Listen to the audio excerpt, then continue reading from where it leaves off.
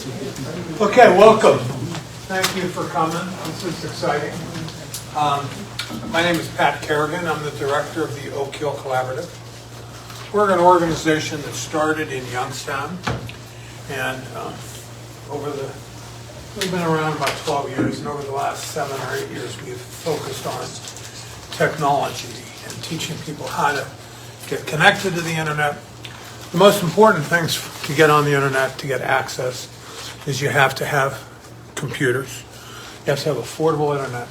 You have to have the knowledge and the skills to access it. A lot of people have some skills, but we think it's important that everybody needs to up their game a little bit more. I'm sure most of you are here not because you're experts on AI, but you hear about it and say, oh, let me learn something about it. So hopefully this will be good for you for that. We do a lot of things at the Collaborative. We have 12 sites.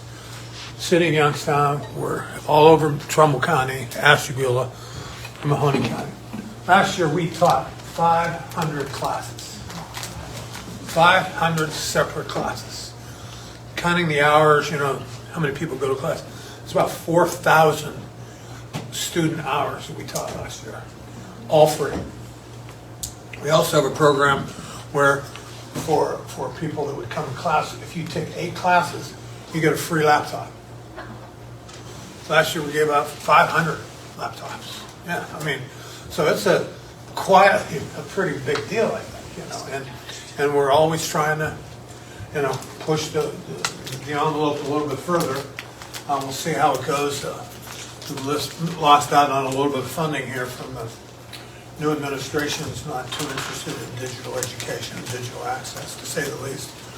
But we went without it, so we'll keep going if we can. So this is an example of what we try to do. We try to do special things. We'll teach classes. You might see the schedules here. A lot of ordinary classes, Word, Excel, things like that, customer classes. We also have what we call special classes to get people to use the internet. If you use the internet, if you learn, then you can get better at it, and then spread the word to other people. We all get better, and then we all buy more devices, and we all buy more internet. And this is being sponsored by LUMOS, which is a fiber company, and they're not going to sell it to any one of you right now, but they want everybody to be more educated. So then you say, well, I'm using my computer, so I better get better internet connections, and then again, rising tides lift all boats. So that's the theory. So we have to thank LUMOS Fiber for sponsoring this program for us. I also want to thank TCTC, waiting for Kula Galeros Ross to come back. And she's a lovely woman who we've really enjoyed dealing with. She's the director of adult education here. And they were kind enough to give us this space for free. And this is another one of our free classes for people. We're encouraged by the number of people that come and thank you, and hope you learn something and you're able to take away from here more knowledge about AI. If you look at our classes, there may be things that you like there, and you learn more about that. That's what I do. I'm a retired lawyer, retired judge. I have trouble downloading an app, okay? I'm not the technical guy. I raise money, I make speeches, and I go to meet with bankers and foundations and things like that. These are my experts right here, so I'm going to be taking notes myself here, and hopefully I will learn something. But so I'm going to turn it over to Betty and to Sarah. And again, when Kula comes, let's give a special thank you to Kula and the staff here at TCTC.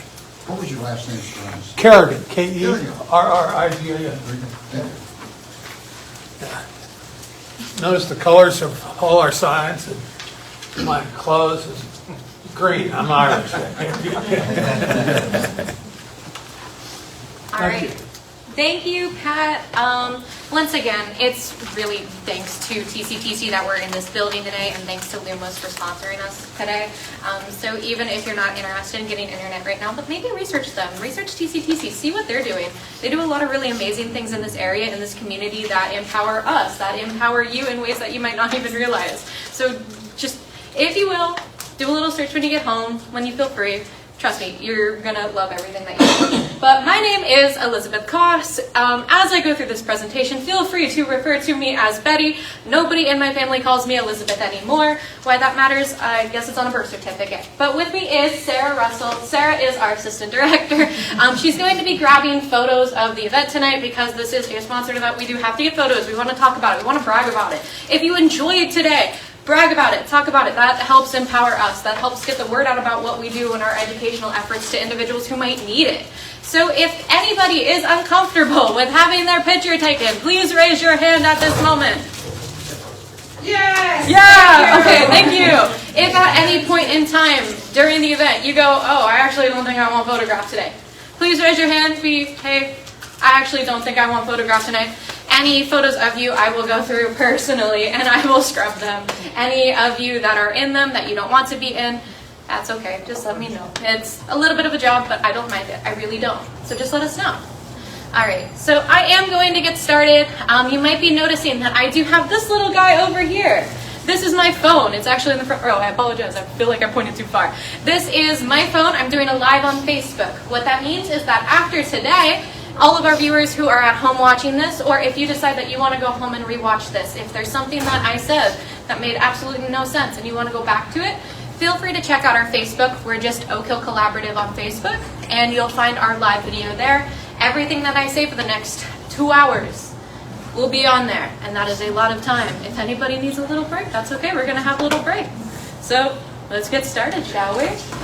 I'm going to go real quick over the agenda. This feels like a lot. I promise it's not. I promise it's going to go way easier. But we're in hour 1 right now. You are here in hour 1. We just did some quick introductions, of course, about Oak Hill Collaborative, our names, stuff like that. But next we're going to hop into what is AI, how AI works, where you can find it, common applications that we use AI for. And then we're going to chat a little bit about ChatGPT, a very common AI program that you might have heard about already, Google Gemini and how it works, and also Microsoft Copilot and the ways that they differ, why you might want one over the other, why it makes them different a little bit, of course. Then we're going to have a workshop. That's going to be the half-hour point in hour 1. Our workshop, we're going to have you guys actually working hands-on with these applications. I'm going to be working up here. You can follow me directly, or if you're already comfortable with some of these, we're going to have some little things that you can do hands-on if you prefer. To our people at home, feel free to pull up ChatGPT, Gemini, and follow along with us. You're more than welcome to. Then we're going to take a short break. This is a 2-hour-long workshop, people. You are more than welcome to refreshments. Please have refreshments. We bought them for you. Please have them. Then hour 2 is going to be passed over to Sarah. She's going to talk everything image generation with AI. Why you might want to use AI images that are generated. How ChatGPT, Gemini, and Copilot create these images, where they come from, what you might want to use them for social media, for just personal use. And then also the fake images and the issues that they kind of can create through misinformation. That little bit of that fake image that's spread it around, what can we do to stop it, of course?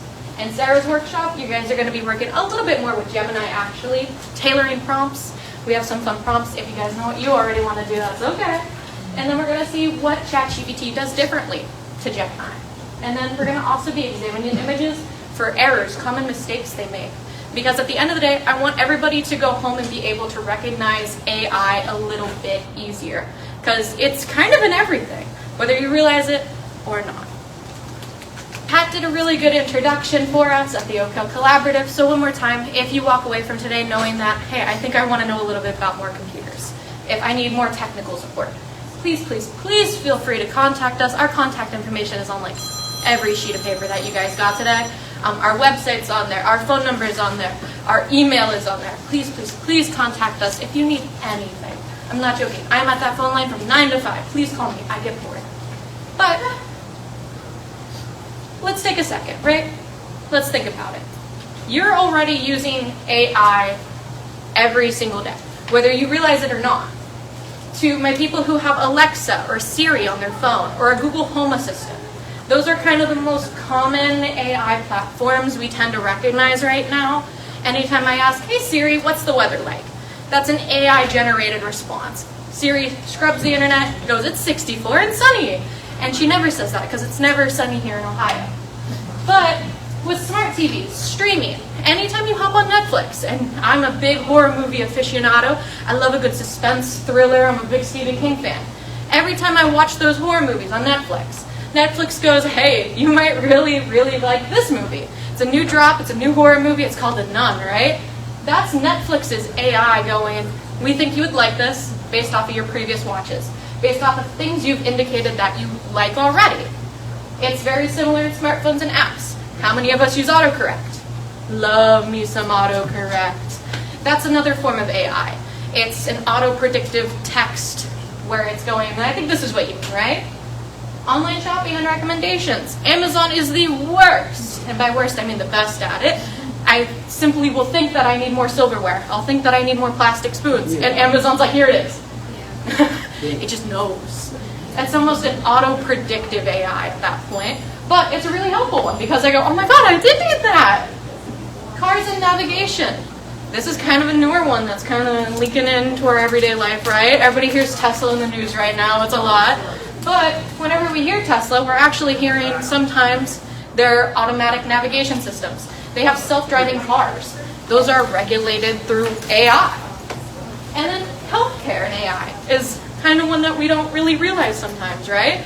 Anytime you use a Fitbit, anytime you use your Apple Watch, it tracks how many calories you burn, how many steps you take. That's AI plugging in what it thinks your activity is like through the day. Sometimes I cheat a little bit and I'll move my arm when I'm not really moving my arm. We all do it. But the AI in it thinks that we're moving around when we're not. And it'll tell you your heart rate. It'll tell you what your blood pressure is. That's AI at work. But what is AI? I haven't given you a definition yet. AI is simply artificial intelligence. It's an acronym for artificial intelligence, and it is simply a tool or technology that mimics human thinking. So ChatGPT and other chatbots, those are forms of AI that are going to understand and generate you human-like text that thinks a certain way, that acts a certain way, to answer questions you have, to answer maybe whatever you need advice for. It's really good at helping with simple day-to-day tasks. But what's the technology behind it? AI isn't really this thing that you can kind of imagine really easily, right? We just hear it's ChatGPT, we hear Gemini a lot. Well, I want you to kind of envision a server room. That's kind of the equivalent to it. All of these AI platforms, applications, they're run through servers and computers that are way larger than what you have in front of you.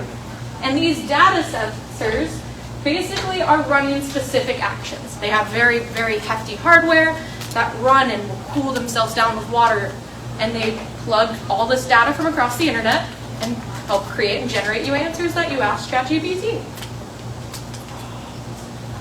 But how does it work? I'm asking a lot of questions, and I hope I'm answering some for you already. But how it works is a really interesting process. So those data centers, they collect information from all across the internet. And what happens is kind of like a highway. Information goes in one way, it's collected, it's stored.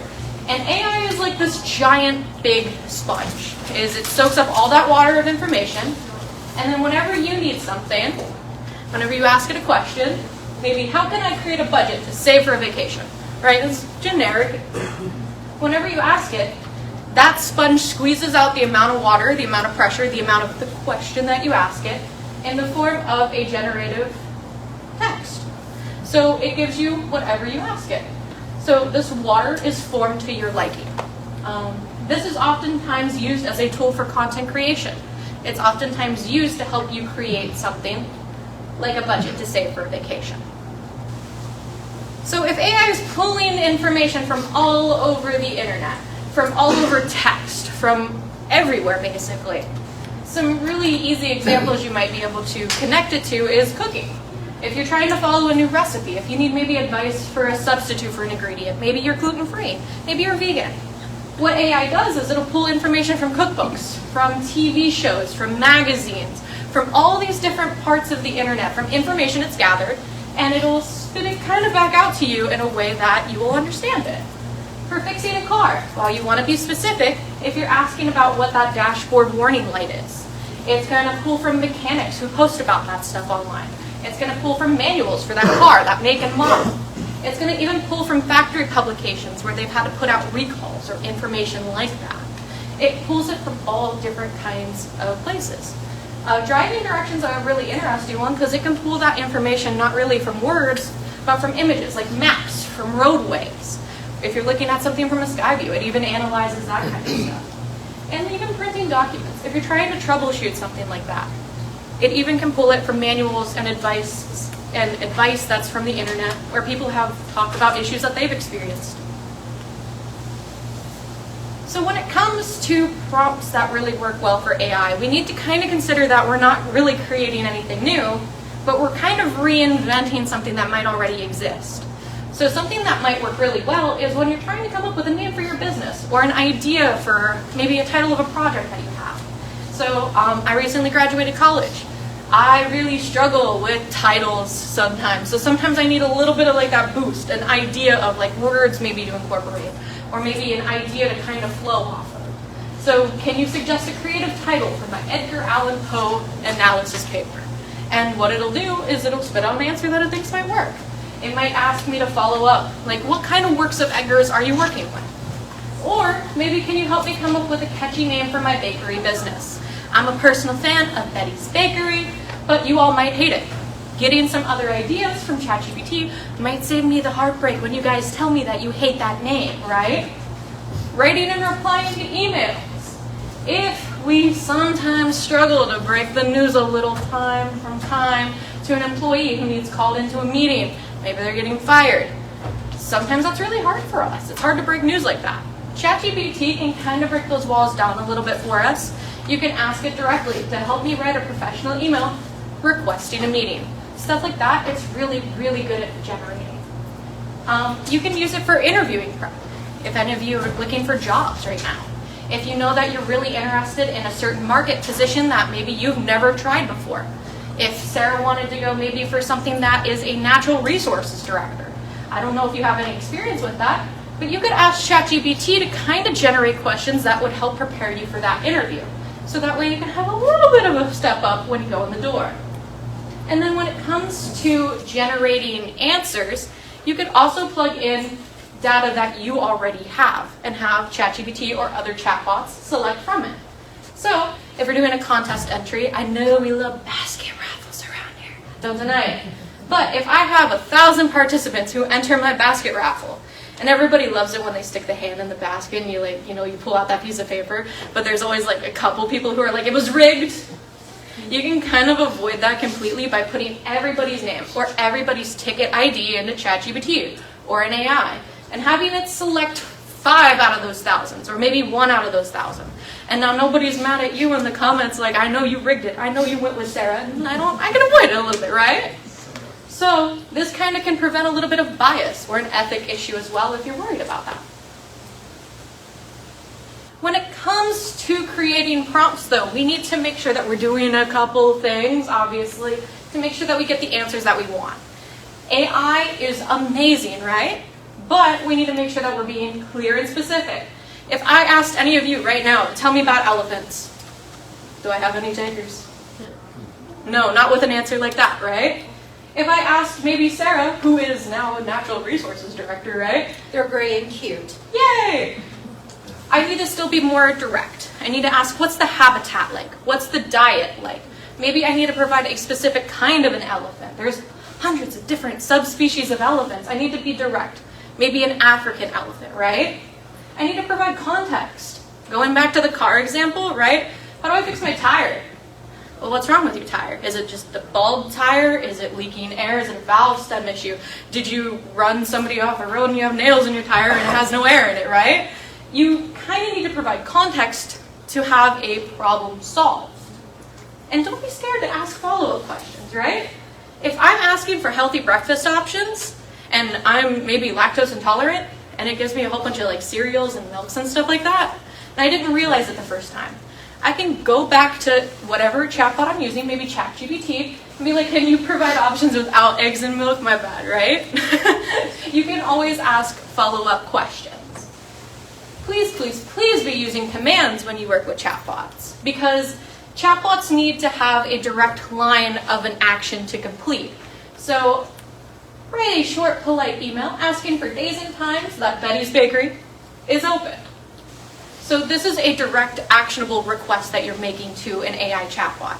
It's going to go, okay, you need days, times, and a short, polite email. Got it.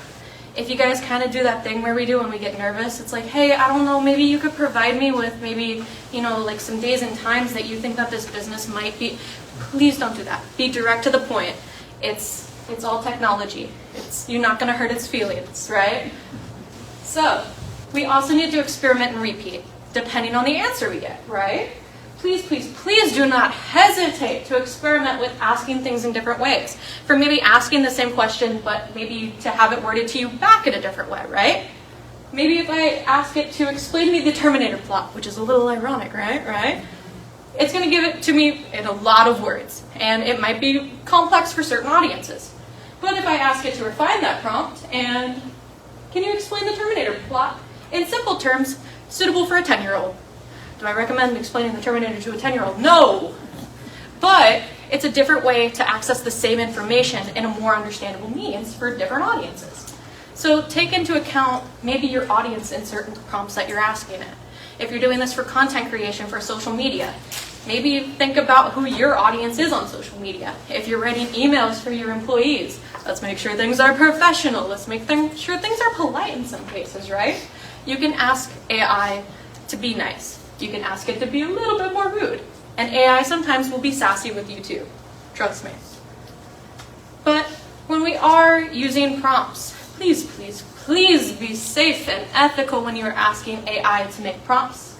Please don't share sensitive information. Please, please, please never give AI your credit card information. I am always surprised by things I see. But if you would not share your password with a stranger on the street, do not share it with AI because AI is your stranger. This is basically a friend that you're asking for advice from. Don't tell them all the details. Don't be too in-depth with them. And also don't fear AI, right?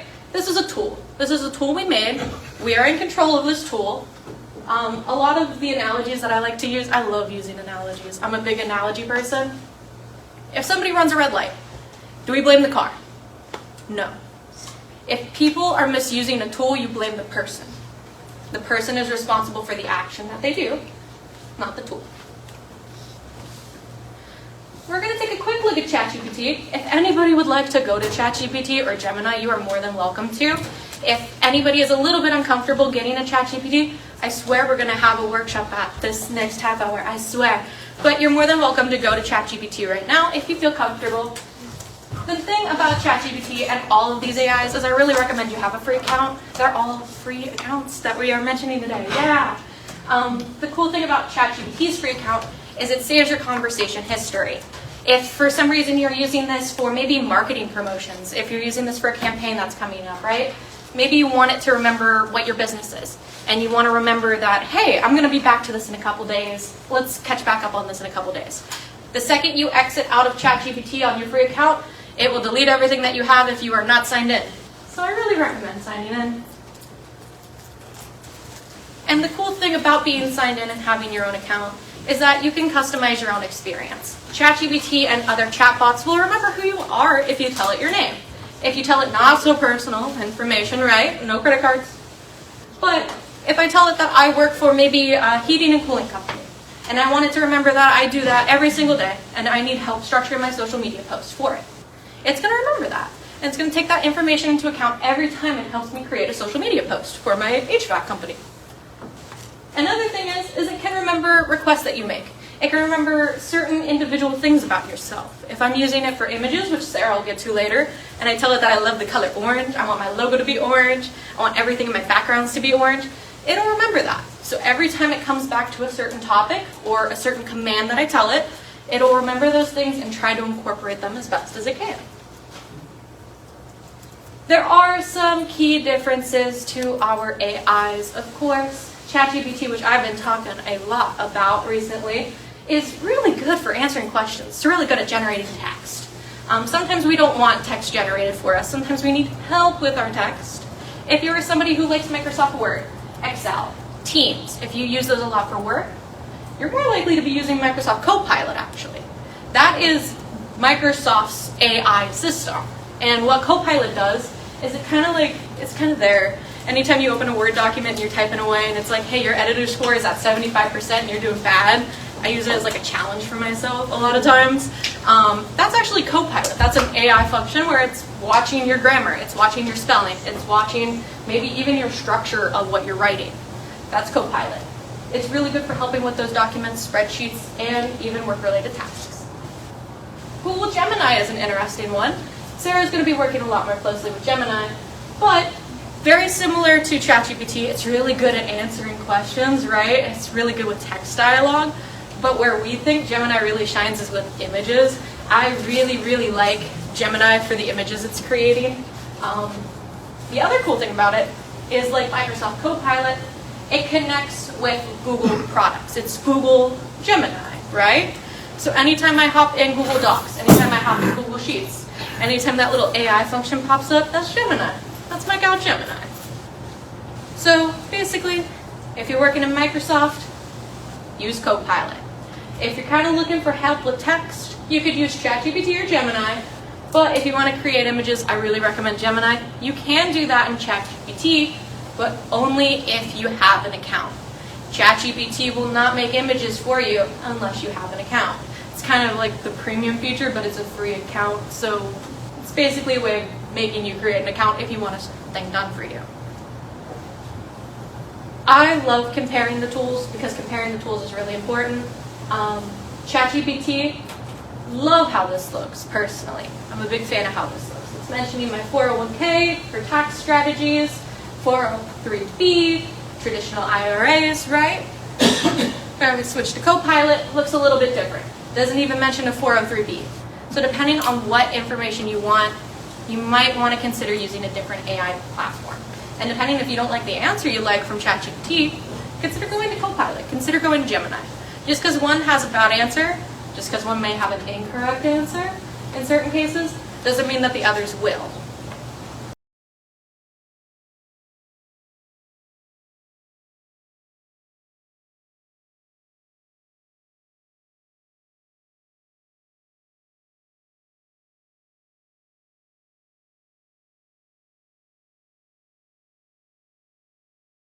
Please feel free to go to our website and check out our calendar, because we're from the south side of Youngstown.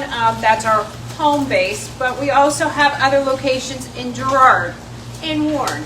If you want to venture all the way up to Ashtabula, we also service Ashtabula. If you wanted to travel all the way down to Southington, to New Middletown, we have a Springfield location. So we are in 3 different counties. So please feel free to check out our website for more information. But again, my name is Sarah. I'm the Assistant Director at the Collaborative. Another thing that Betty said earlier, and I just wanted to reiterate, if you ever need any help, we specialize in a lot of technical jargon, but we also offer our time, our one-on-ones. I have a student right over there, hi Loretta, who once a week I sit down and we talk about business plans. We have actually used a lot of the tools that we are covering tonight in our one-on-ones. We use ChatGPT, we've used Gemini to polish up our business plans. So feel free to give us a call if you needed my card, Betty's card, Nimmer's card. William doesn't have a card, but he's more than welcome to help you. Come see us after this, because we will be happy to give you our business card and say, give us a call. We will offer one-on-one time. If you need to just call us about our schedule. Hey, I like Excel. We offer Excel on Saturdays. So, again, I will be happy to hand out my card. I like to give it out like water, but I am here to talk about the fun part of AI. AI-generated art. I know that there are some fake images that fly around that, can you spot them fake because it might be AI? We're going to talk about that. We're also going to talk about why you would want to use AI art. Anything up in this brain of yours can be turned into a beautiful portrait. Thank you to ChatGPT or Gemini. If it's up here, if you prompt a few little things, and we'll talk about that in our workshop later, AI will give you a beautiful picture of exactly what you're trying to talk about. A little bit about myself. I have published a book through KDP. A question came about earlier. Can you use AI for a book? I would say no. It's not original. It's not your, yes, you can use this brain to prompt some things and it'll make a book for you, but use AI more to prompt, to spark your imagination of what you already have up here, because this, yes, you can write, but you can also use AI to polish it up. Do you want to publish it? As soon as you hit that publish button, you're going to have to say, this is not my original work. It is all AI generated. So, can you use AI to create something in your book? Yes, but you're going to have to give that credit to AI. You're also going to have to lose out on some of those royalties because that's not your original work. That's AI doing the work for you. Can you take your ideas and say, hey, I really like lighthouses and cats, and AI will give you a little bit of more information about that? Yes. We'll talk about that in the slideshow. However, that's kind of my warning. Use your brain, use your prompting, but don't lose out on those royalties if you can. But you could create fun images for social media. A little social media trend is to take images of yourself and create a figure, like an action figure. Sounds really fun. And it's been a really popular kind of social media trend. You can use AI art for greeting cards or for gifts. You don't have to have any art skills. All you have to use is this, and AI does the magic for you. As I kind of teased you with the lighthouse cats, yes, I will talk a lot about cats and lighthouses and pizza. Why not? It's like what time? Almost 7 o'clock, everyone's hungry. Why not talk about cats who love pizza? But, so you type a few little words into your AI image generator. This was ChatGPT's version of a cat enjoying pizza right next to a lighthouse. But as you can see, my little words made a cute little picture. It looks a little bit happy. That's good.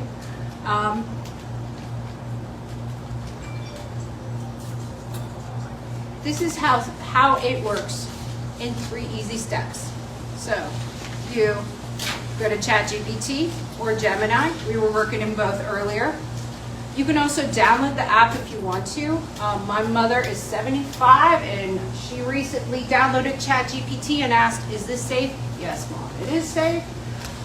She loves ChatGPT now, which is great because now we have more things to talk about.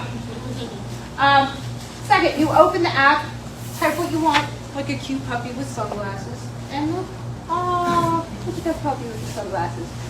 And it's as easy as AI generating that picture for you. I will also say, and we'll cover this in a little bit, but once AI generates that picture for you, I lost my train of thought. Rex.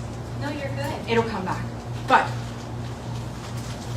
oh, was this the point where you were talking about, so when AI... Thank you, Becky. I talked about it a little bit, right?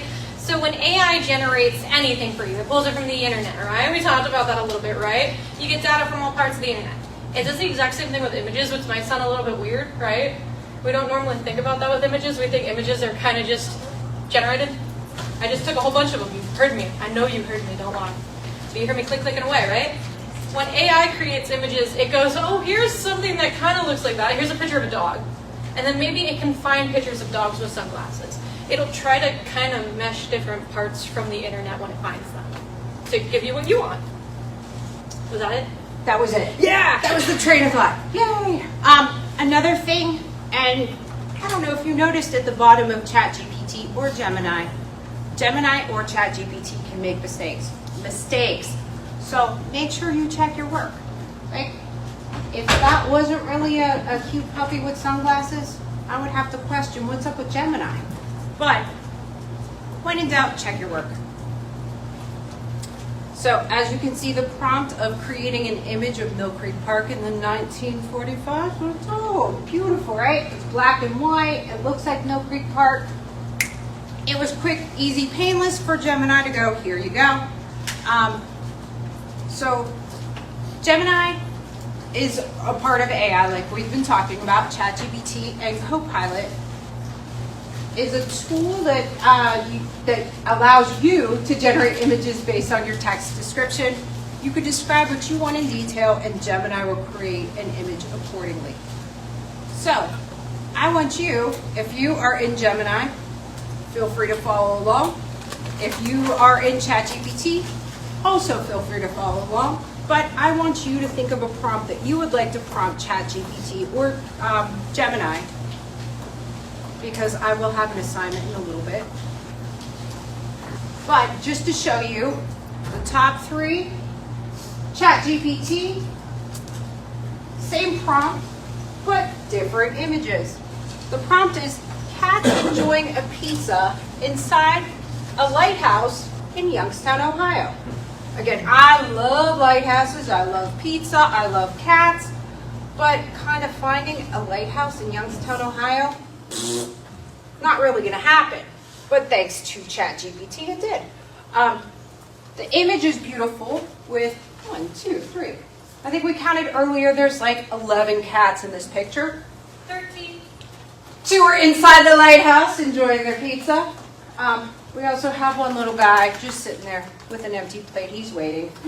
But there's also a pizza box that says Lighthouse Pizza. A full pizza already for the cats to enjoy. And there are 2 lighthouses in this picture.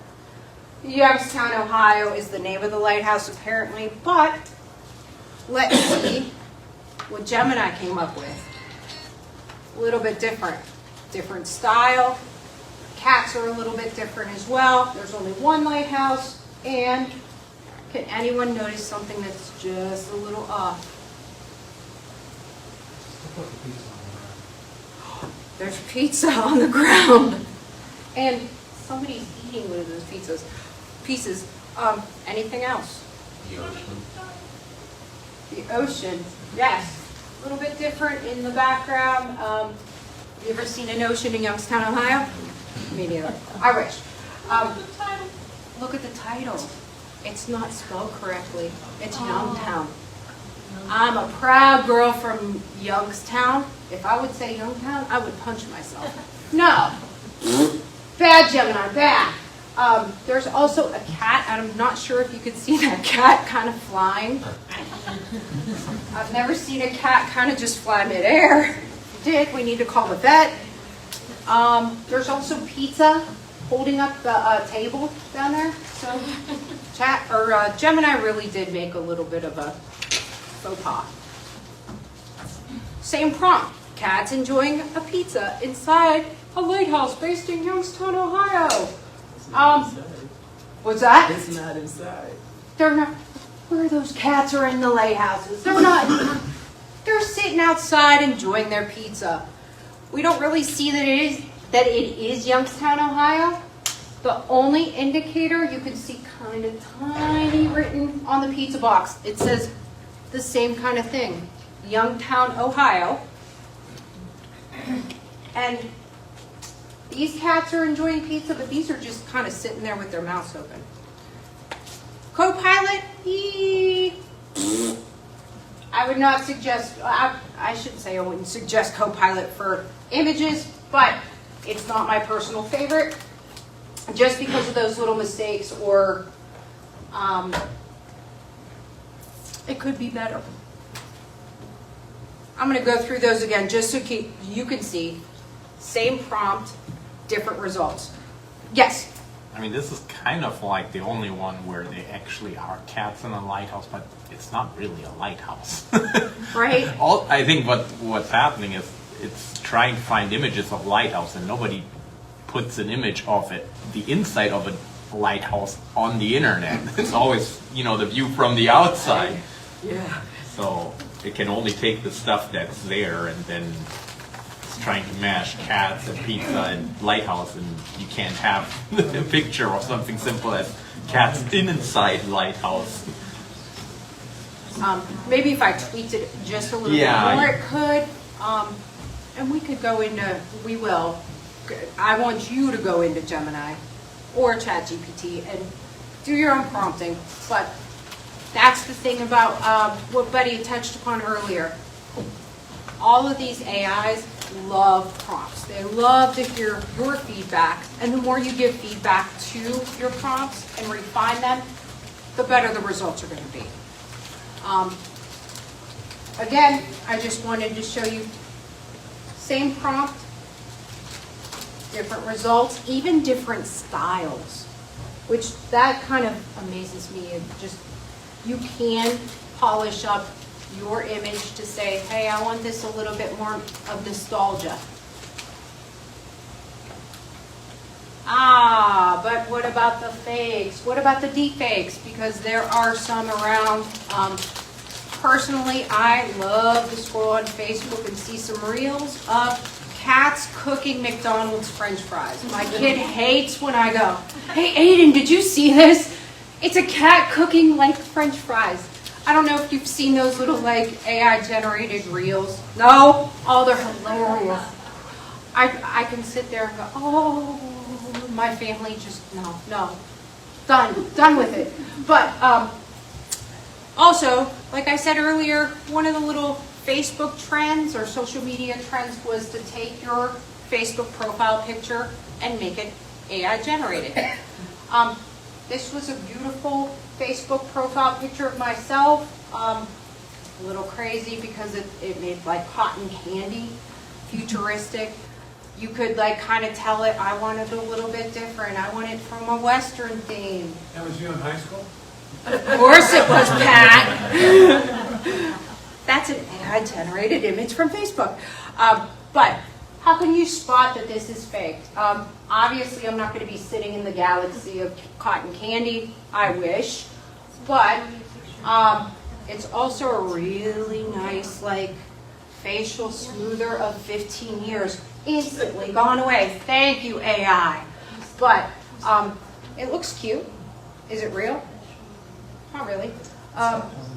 What are AI-generated fake images? AI tools can use a realistic-looking photo, like I had my Facebook profile picture, of people, places, and events that never actually happened. It can be fun, because this one was made all in fun, but it can also be a little bit misleading. And we just want to have a disclaimer. Not everything you see online is real. Be a smart digital citizen and think before you believe or share, especially share. So how do you spot a fake AI image? The Pope looks great, doesn't he? He's standing with a cup of coffee and a nice big puffy jacket, having a good old time. Is this a real image? A few things that we want to point out about AI fakes or deepfakes. Your hands may have an extra digit or missing a digit. The image is blurry. Shapes are a little bit distorted, or it could be a weird angle. Eyes, ears, or teeth may even be misplaced. I've seen some really funky ones where the eyes are like darkened out, and it's like, are those contacts? No, that's an AI fake. Also, check the background. AI sometimes messes up with things that are in the background to make signs really blurry. Buildings can be distorted, or it just looks a little bit strange. Unnatural skin texture. There's a deep fake, we call them, of Morgan Freeman, and he talks, this is Morgan Freeman. But if you look at this video, his hairline's off. It's just the skin tone doesn't look right.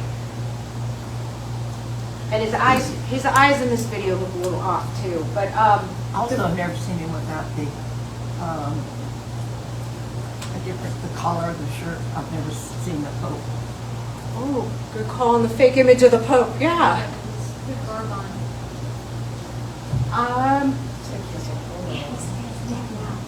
Yeah, rest in peace, right?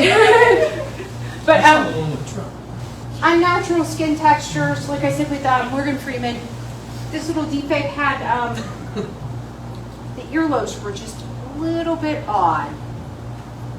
When in doubt, do a reverse image search. Like Betty talked about earlier, you could do a Google search for things. You can also do a reverse image search if you have a question if it is a fake or not. Also, consider the source, read the source. Is the image from a trusted news outlet or a random social media post? One kind of fake news that came about that we talk about on our team is about Kate Middleton. About a year ago, there was a news story that came out that was not real. She was bouncing on the bed with her kids or something or another, and the image looked really, really, really good. Can I explain it? Of course you can, Betty. Okay. The journalistic major. So for journalism people, if anybody likes the news, I know that's a hard thing to do right now. As a journalism major, it's terrible to do right now, right? But maybe about a year ago, Kate Middleton was like completely disappearing. Do we kind of remember that? It was like, oh my God, where is she? She put out like a photo with her and her kids sitting on a chair. And everybody was like, oh my God, there she is. She's with her kids. They're so happy. I'm so glad to see that they're doing well. It was completely doctored. It's completely doctored. And for the news publications that are actually like really trustworthy and that we rely on, they had like panic attacks. Never before that instance had incredibly large media outlets wrongfully published an image that was doctored. She had been kind of what we call photoshopped or photo edited into a photo with her kids that she wasn't in. And the Associated Press, Reuters, really big news agencies across the world published that photo, and they were like, oh my God, Kate Middleton's back, everybody, yay! And when everybody realized it and everybody started looking at the photos, they were like, oh my God, she has 6 fingers. She's like, the kid has 5 legs. I'm confused. Like when you looked at it, you were like, this is clearly doctored. This is somebody's done something to this image. And every single news outlet put out a retraction, took the photo off. They're like, this is edited. And stuff like that now is kind of popular around the internet because it's hard to tell. It is. And even larger agencies like the Royal Family of England are even doing that. So be aware of that. I'll listen to you. Thank you. Thank you, Betty. Thank you, Betty. I love news. Another, as we alluded, that fake images can be spread pretty quickly and induce a little bit of a, oh my goodness, really? 9/11 flashbacks, when I saw this one, oh my gosh, really? No, it was an AI generated fake image. So what happened in May of 2023, a fake image showing an explosion near the Pentagon spread rapidly on social media platforms like Twitter and Facebook. That's why, number one thing, when in doubt, please don't share, because if this spreads like wildfire and this is a fake story, eek, ouch. And that's what happened. So even one fake image can cause panic and even financial consequences. Always verify with your trusted sources. I have a question. Yes. I heard also if the more of this fake stuff that's put out too, it can alter chat GPT. So like if you'll put something in there, it'll be pulling from these fake things too. And if enough of this one thing has been pulled, for instance, the Kate Middleton thing, it would assume it's true, and it would give you that information as an answer. That's It's called data pollution, Yeah. and it happens when things exist. That's why new AI models, when you look at the number, that refers to how fresh that data set is. So if something happened recently, the AI is not going to know about it because it's capped. It doesn't stay up to date unless it's in the data set.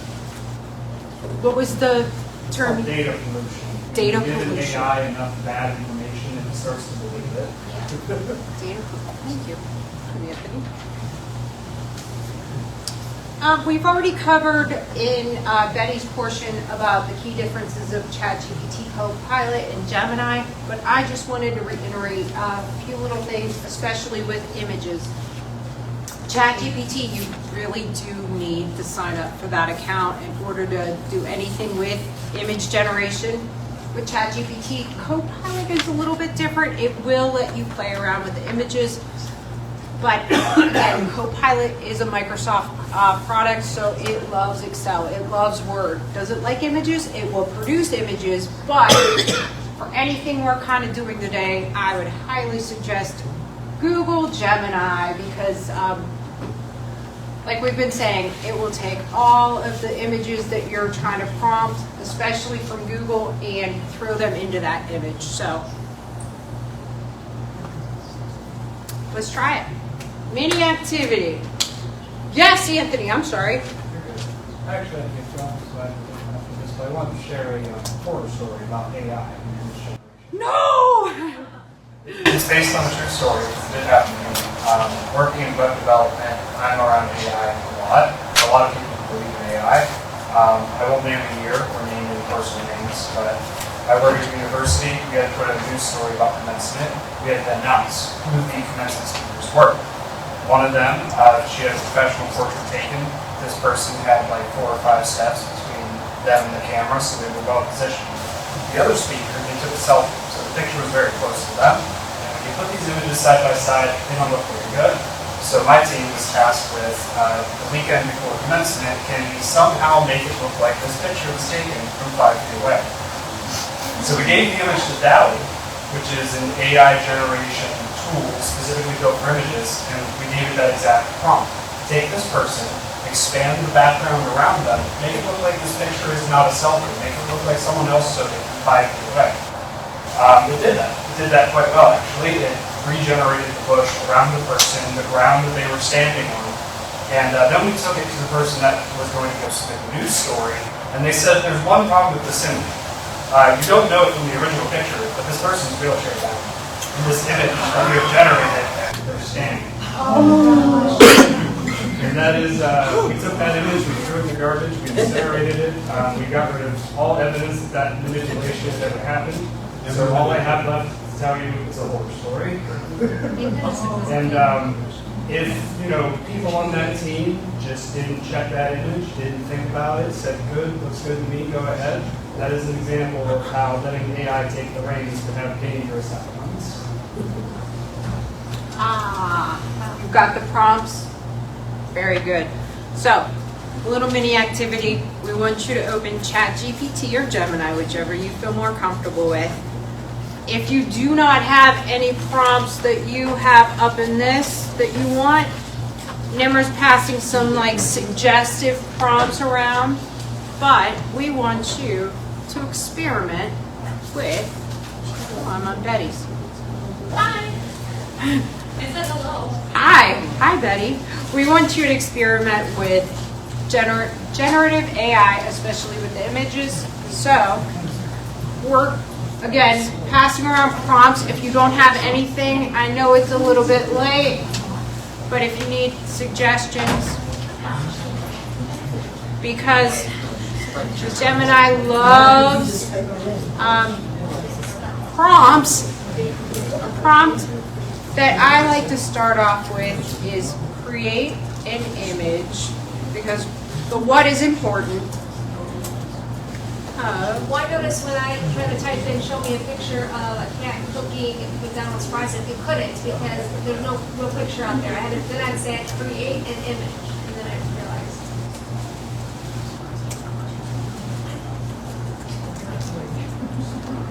When you do a chat, some of the same thing. Exactly. That's Process an image. Well, lots of people are creating images right now. All of us. exact. Well, I will tell you that Gemini will say something like, lots of people are using Gemini right now. Patience is a virtue. ChatGPT will take a little bit longer as well, but here are those little catsers cooking up some burgers. And mine looks totally different. Is that, do you use Gemini or Chat GPT? That's I use Gemini. Mine was totally different than that. Now, say I wanted, instead of the cheeseburgers, please make